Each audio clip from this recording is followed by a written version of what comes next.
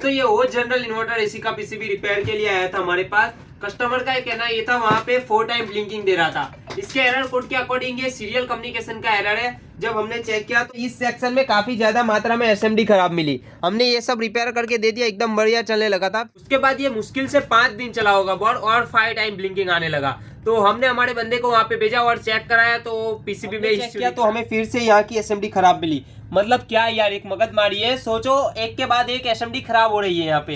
तो ये जनरल जैसी कंपनी भी अगर इतने घटिया क्वालिटी के रजिस्टर वगैरह एसएमडी वगैरह यूज करेगी तो क्या ही होगा यार। उनको चाहिए इतना ज्यादा प्राइस ले रहे हैं तो एकदम बढ़िया क्वालिटी की एसएमडी यूज करे, क्योंकि ये बहुत मगजमारी वाला काम है। आप में से जो रिपेयर करता है उनको पता होगा एक एक रजिस्टर कितनी मगजमारी पैदा करता है। देखो ये 27 के का यहाँ पे 7 मेगा ओम दिखा रहा है। मतलब यार हद है यार, इतने खराब रजिस्टर इतनी बैड क्वालिटी के।